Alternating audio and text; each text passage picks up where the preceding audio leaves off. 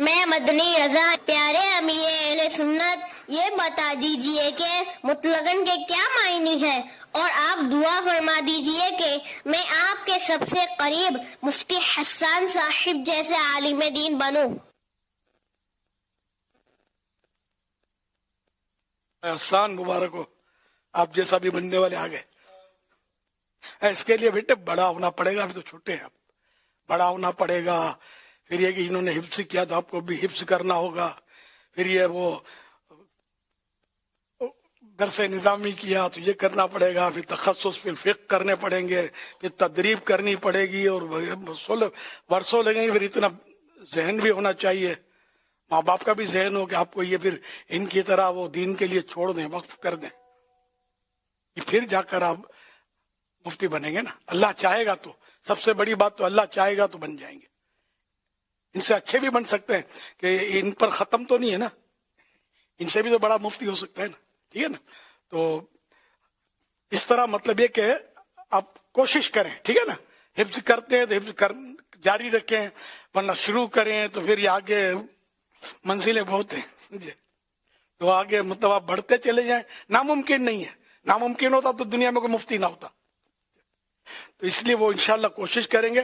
السعی منی والاتمام من اللہ، جس نے کوشش کی، ہم اب کوشش اپنی طرف سے ہوگی، اور تکمیل یعنی اس کو کمپلیٹ کرنا اللہ پاک کی طرف سے ہوگا۔ من جدہ وجدہ، جس نے کوشش کی اس نے پا لیا۔ صلو علی الحبیب صلی اللہ علی محمد۔ حضور میں محمد۔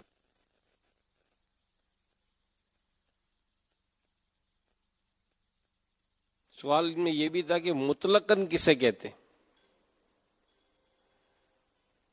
اچھا، مطلقاً یعنی کہ ہر طرح سے، اور مطلقاً اجازت ہے، ہر طرح سے اجازت ہے۔ اس کی کوئی شرط نہیں ہے کہ یوں ہو تو اجازت، یوں ہو تو اجازت نہیں، مطلقاً اجازت ہے۔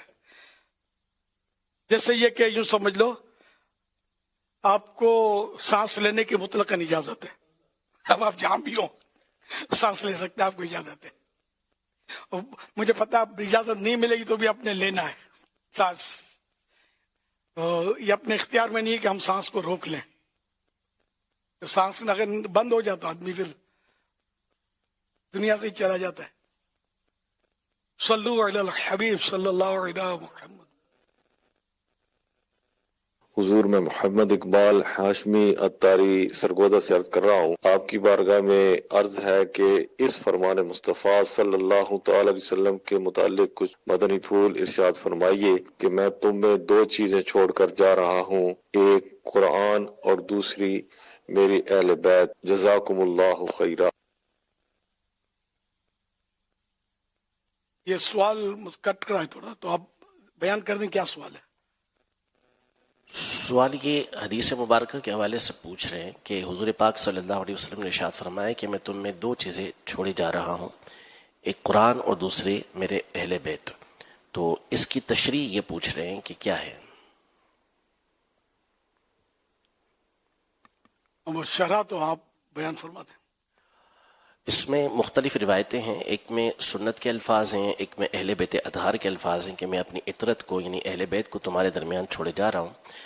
تو اس کا معنی واضح ہے کہ یہ دونوں یعنی قرآن ہوں، سنت ہوں، اہل بیت اطہار ہوں، یہ سارے ہدایت کے راستے ہیں، سارے ہدایت کے طریقے ہیں، اور وہ افراد ہیں کہ جن کی تعلیمات پر، جن کی بتائی ہوئی ہدایت پر عمل کر کے بندہ نجات حاصل کرتا ہے، قیامت کے دن نبی پاک صلی اللہ تعالیٰ علیہ وآلہ وسلم کی شفاعت کا حقدار ہوگا، حوض کوثر پر نبی پاک صلی اللہ علیہ وسلم کے آنا اس کو نصیب ہوگا۔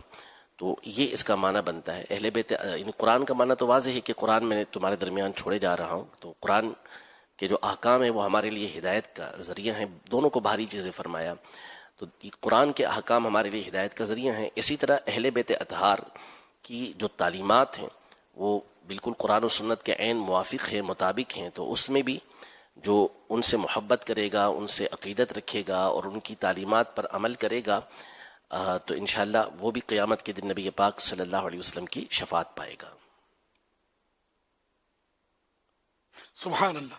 اچھا، جیسے اہل بیت اطہار اور قرآن کریم اور اہل بیت اطہار فرمایا گیا، تو یہ اس میں حسر نہیں ہے، یہ ذہن میں رکھنا کہ اب یہ کہ جو اہل بیت ہے اسی کی پیروی کرنی ہے، بلکہ آگے پھر اور بھی روایتیں آیتیں ہیں، جیسے کہ مطلب یعنی کہ یہ حدیث پاک تو مشہور ہے، اصحابی کا نجومی بِأَيِّهِمْ اِقْتَدَيْتُمْ اِهْتَدَيْتُمْ، کہ میرے صحابہ ستاروں کی مانند ہیں، ستاروں کی طرح، جس کی پیروی کرو گے ہدایت پاؤ گے۔ یہاں صحابہ آ گئے۔ اچھا، پھر یہ کہ اطاعت کرنے کے تعلق سے تو اور بھی وسعت کہ قرآن کریم میں یہ وَأُولِي الْأَمْرِ مِنْكُمْ، اور جو تم میں سے مطلب یعنی کہ حاکم ہیں ان کی بھی اطاعت کرو۔ تو یعنی یوں مطلب ہے معاملہ وسیع، بعض اوقات جز کہہ کر کل مراد لیا جاتا ہے، سمجھے، یا بعض اوقات کل کہہ کر جز مراد لیا جاتا ہے۔ تو یہ مطلب میں نے اسی لیے وضاحت کر دی کہ کوئی یہ یعنی کوئی غلط فہمی کسی کو نہ ہو جائے۔ اچھا، اب مولا علی، امام حسن، امام حسین رضی اللہ عنہما، بی بی فاطمہ، یہ سب صحابہ تو ہیں، یہ تو ہیں بھی صحابہ۔ دوبارہ لے کے جب ویسے بھی آل کا لفظ لیا جاتا ہے نا، تو آل میں صحابہ بھی شامل ہوتے ہیں، آل قوم کو بولتے ہیں، جیسے آل اولاد کو بھی بولتے ہیں، لیکن یہ کہ اس کا معنی بہت وسیع ہے۔ آل عمران سورت قرآن کریم کی۔ اچھا، پھر آل فرعون کا بھی تذکرہ ہے قرآن شریف میں، اس سے مراد فرعون کی قوم۔ تو یوں یعنی وسعت ہے۔ اب وہ حدیث پاک میں لفظ اہل بیت اگر کہا ہے تو پھر گھر کے عطرت کے افراد ان کی بھی تفصیل ہے کہ فلاں فلاں فلاں اس میں شامل ہے۔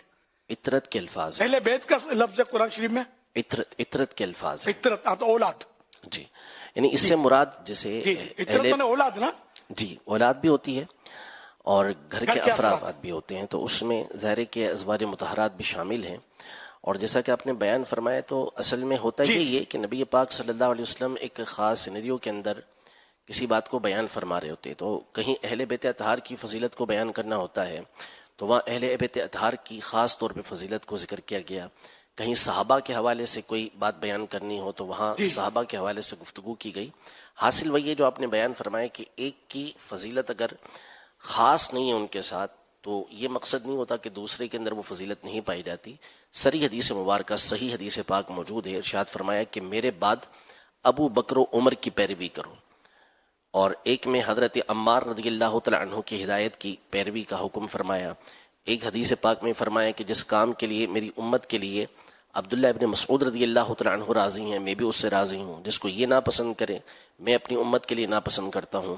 تو یوں یہ مقصد نہیں ہوتا کہ کسی کو خارج کرنا ہو، ہاں بعض اوقات ہوتا ہے، مخصوص فضیلتیں ہوتی ہیں کہ یہ انہی کے لیے ہوتی ہیں، تو وہ پھر جو شواہد ہوتے ہیں، قرائن ہوتے ہیں، اس کا سیاق و سباق ہوتا ہے، اس کے ذریعے سے پھر واضح ہوتا ہے کہ یہاں پر یہ خاص ان کی فضیلت بیان کی گئی ہے۔ تو ہدایت کا جو ذریعہ ہے وہ قرآن مجید فرقان حمید بھی ہے، خود اسلام بھی ہے، نبی پاک صلی اللہ علیہ وسلم کی سنت بھی ہے، صحابہ بھی ہیں، اہل بیت اطہار بھی ہیں، علماء امت بھی ہیں، پھر علماء کے مختلف طبقات ہیں جو ہدایت کا ذریعہ بنتے ہیں۔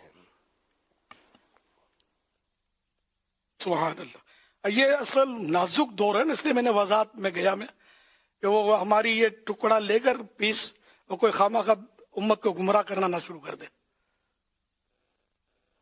صلو علی الحبیب صلی اللہ علی محمد۔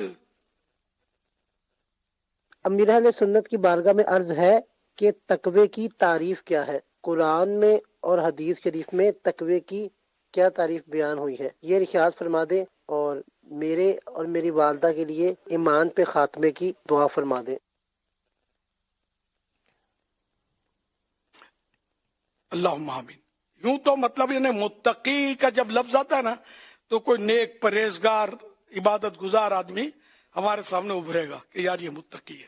بے شک وہ متقی ہے، لیکن اصل جو تقوی جو ہے نا، یہ ہر مسلمان ایمان ہو کر متقی ہے۔ اس نے کفر چھوڑا اور اسلام قبول کیا، ایمان لے آیا تو یہ متقی ہے۔ اب پھر متقی کے درجات ہیں، غالباً 7 درجات صراط الجنان میں بیان ہوئے ہیں، وہ یعنی مختلف درجات ہیں تقوی کے، کہ اللہ اور رسول کے احکامات کی پیروی کرتا ہو، حلال استعمال کرتا ہو، حرام سے بچتا ہو، وغیرہ وغیرہ، یہ بھی متقی کی تعریف میں آئے گا، تقوی کی تعریف میں آئے گا۔ تقوی میں غالباً اس کے لفظی معنی ڈر، तकवा तकवा अब मुफ्ती साहब ये- मजीद जी। अगर ये रुकावट को बोलते हैं, यानी कोई चीज नजर। किसी चीज के दरमियान रुकावट बन जाए रुकावट। तो उसको बोलते हैं। तो चूंकि तकवा जिसके अंदर होता है वो उसे जहन्नम से रोकने वाला होता है। जैसे जैसे आपने फरमाया कि हर मुसलमान जो है वो मुत्तकी एक लिहाज से है, तो इसका मतलब ये है कि हमेशा के लिए जहन्नम में दाखिल होने से इसका ईमान ये रुकावट बनेगा। तो इस एतबार से इसको तकवा और मुत्तकी कहा जाता है। फिर एक दर्जा आगे बढ़ते हैं तो जो नेक अमाल करने वाले होते हैं तो वो इस एतबार से मुत्तकी के जो अल्लाह तबारक व तआला की सुन्नत जारिया है, जो तरीक़ेकार है, तो जो नेक अमल करता है अल्लाह तबारक व तआला का फजल है, उसकी रहमत है कि वो उसे बिल्कुल भी जहन्नम में दाखिल ना फरमाए। तो यूं इसको कहते हैं कि दुखुल फिन्नार, यानी जहन्नम में मुतलकन दाखिल होने से ये तकवा इसकी रुकावट बन गया। वरना पहला जो दर्जा था जिसमें सिर्फ ईमान था वो गुनाहगार था, तो मुमकिन है कि जहन्नम में दाखिल किया जाए, लेकिन ईमान जो है ये हमेशा जहन्नम में रहने से उसके लिए रुकावट बन जाएगा। फिर जो सबसे अफजल दर्जा होता है जो आम तौर पर मुफस्सिरीन ने बयान किया है वो ये है कि माँ सिवल्ला के अलावा हर चीज़ से बचना, यानी उसके दिल में सिर्फ अल्लाह और जो अल्लाह तक पहुँचाने वाले प्यारे हैं, महबूब चीज़ें हैं अल्लाह तक पहुँचाने वाली, उन्हीं का ख्याल हो। इसके अलावा हर चीज़ से वो मुत्तकियों का आला दर्जा है। और आला हज़रत ने फिर इसके 7 दर्जात बयान किए, जैसे कि आपने तफसीर सिरातुल जिनान के हवाले से जिक्र फरमाया है।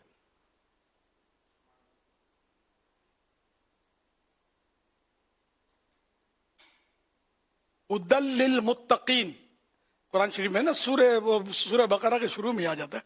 तो इसकी तफसीर आप सिरातुल जिनान में पढ़ लें तो 7 दर्जात और ये इसमें इंशाअल्लाह आपकी मालूमात में इजाफा होगा। सिरातुल जिनान जिल्द पहली।